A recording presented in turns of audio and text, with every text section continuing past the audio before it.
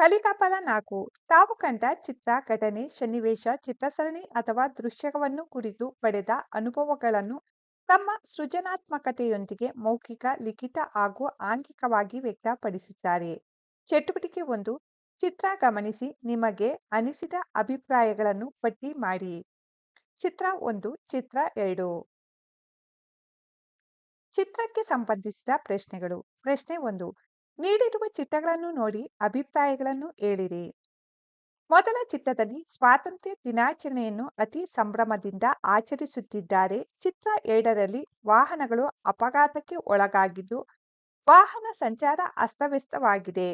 ಅಪಘಾತವಾಗಿರುವ ವಾಹನವನ್ನು ನೋಡಲು ಜನರು ಮುಗಿಬಿದ್ದಿದ್ದಾರೆ ಎಂಬುದು ನನ್ನ ಅಭಿಪ್ರಾಯವಾಗಿದೆ.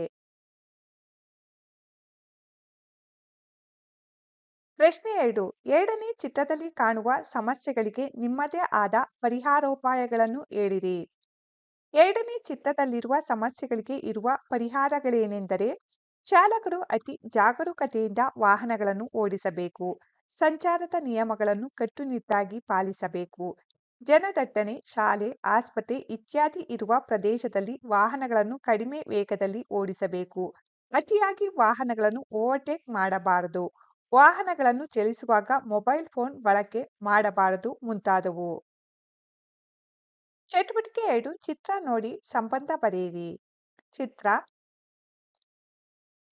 ಪ್ರಶ್ನೆ ಈ ಮೇಲಿನ ಚಿತ್ರಗಳಿಗೆ ಒಂದಕ್ಕೊಂದು ಸಂಬಂಧ ಕಲ್ಪಿಸಿಕೊಂಡು ನಿಮ್ಮ ಅಭಿಪ್ರಾಯವನ್ನು ಬರೆಯಿರಿ.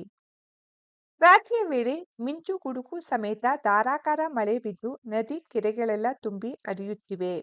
ಹಗಲು ಹೊತ್ತಿನ ಮಳೆಯ ನಂತರ ಆಕಾಶದಲ್ಲಿ ಕಾಮನಬಿಲ್ಲು ಮೂಡಿದೆ.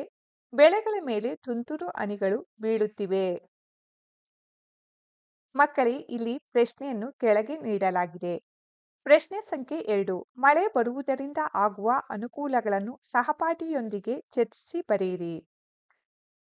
ಉತ್ತರ ಗದ್ದೆ ಹೊಲದಲ್ಲಿ ಬೆಳೆಗಳ ಇಳುವರಿ ಹೆಚ್ಚುತ್ತದೆ. ಜಾನುವಾರುಗಳಿಗೆ ಮೇವು ಸಿಗುತ್ತದೆ. ವಾತಾವರಣ ತಂಪಾಗಿರುತ್ತದೆ. ನೀರಿನ ಮೂಲಗಳು ತುಂಬಿ ಹರಿಯುತ್ತವೆ. ಅನ್ನದಾತರಿಗೆ ಸಂತೋಷವಾಗುತ್ತದೆ. ಇನ್ನು ಮುಂತಾದ ಅನುಕೂಲಗಳು ಮಳೆ ಬರುವುದರಿಂದ ಆಗುತ್ತದೆ. ಚಟುವಟಿಕೆ 3 ಚಿತ್ರ ನೋಡಿ ಸನ್ನಿವೇಶ ಹೆಸರಿಸಿ. ಚಿತ್ರ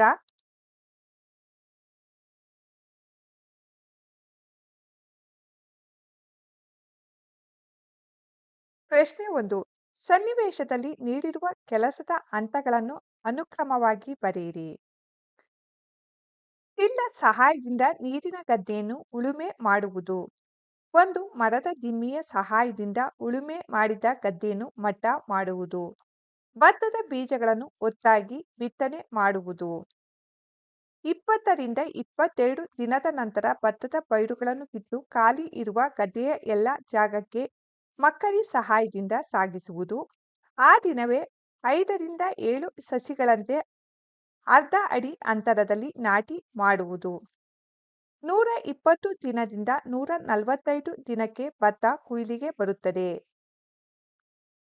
ಪ್ರಶ್ನೆ ಸಂಖ್ಯೆ 2 ರೈತರು ಬೆಳೆಯುವ ಬೆಳೆಗಳನ್ನು ಪಟ್ಟಿ ಮಾಡಿ.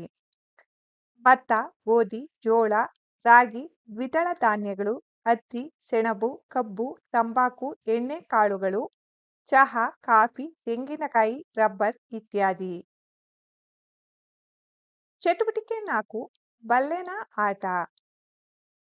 1 ಚಿತ್ರದಲ್ಲಿರುವ ಆಟದ ಕುರಿತು ನಿಮಗೆ ಗೊತ್ತಿರುವ ಮಾಹಿತಿ ಅಥವಾ ವಿಷಯವನ್ನು ತರಗತಿಯಲ್ಲಿ ಹಂಚಿಕೊಂಡು ಆಟದ ನಿಯಮಗಳು ಹೇಳಿರಿ. ಚಿತ್ರದಲ್ಲಿರುವುದು ಕಬಡ್ಡಿ ಆಟವಾಗಿದೆ. ಕಬಡ್ಡಿಯು ತಲಾ 12 ಆಟಗಾರರ 2 ತಂಡಗಳ ಆಟವಾಗಿದ್ದು ಒಂದು ತಂಡವು ರೈಡರ್ಗಳು ಮತ್ತು ಇನ್ನೊಂದು ತಂಡವು ಆಂಟಿ ರೈಡರ್ಗಳಾಗಿರುತ್ತದೆ.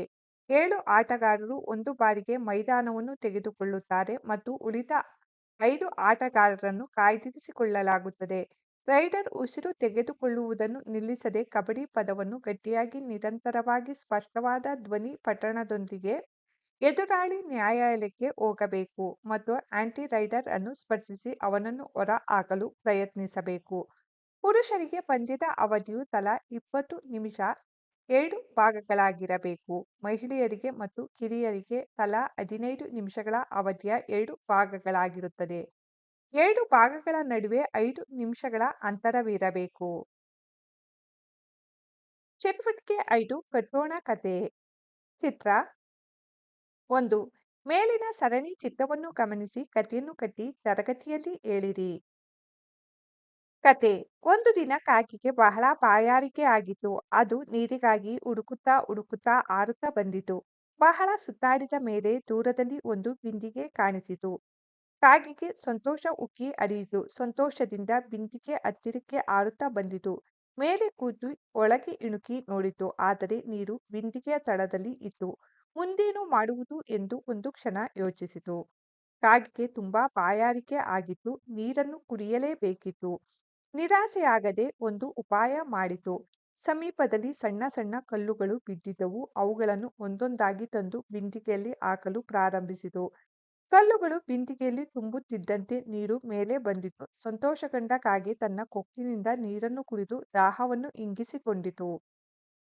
ಸಮಸ್ಯೆ ಬಂದಾಗ ಉಪಾಯದಿಂದ ಎದುರಿಸಬೇಕು ಎಂಬುದು ಇಲ್ಲಿನ ನೀತಿಯಾಗಿದೆ. ಚಟುವಟಿಕೆ 6 ಸಂತೆ ಕುರಿತು ಮಾತು. ಚಿತ್ರದ ಸನ್ನಿವೇಶವನ್ನು ಗಮನಿಸಿ ಅದರ ಕುರಿತು ಸಹಪಾಠಿಗಳೊಂದಿಗೆ ಚರ್ಚಿಸಿ. ಸಂತೆ. ನಾನು ನೋಡಿದ ನಮ್ಮೂರಂಚಿನ ಮೈದಾನದ ಸಂತೆಯಲ್ಲಿ ಸದ್ದು ಗದ್ದಲ ತುಂಬಿತ್ತು. ಅಲ್ಲಿ ದಿನಸಿ ಅಂಗಡಿಗಳು ಸಾಲು ಸಾಲಾಗಿದ್ದವು.